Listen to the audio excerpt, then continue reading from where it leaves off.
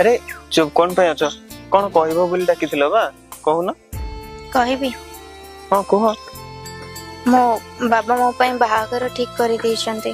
कौन कहला ମୋ ବାବା ମୋ ବାହାଘର ଠିକ କରି ଦେଇଛନ୍ତି। आ मु ବାବା ତୁମକୁ ପସନ୍ଦ କରନ୍ତିନି।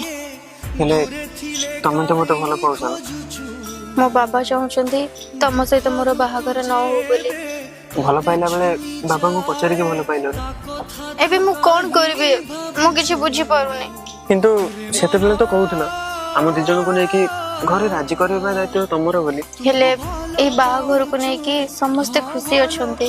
आ मो खुशी ठीक अछि से सब छाड़ तम बाबा को राजी करबा दायित्व मोर प्लीज ए बाहाघरକୁ ନେଇକି ତମେ କିଛି डिस्टर्ब करनी।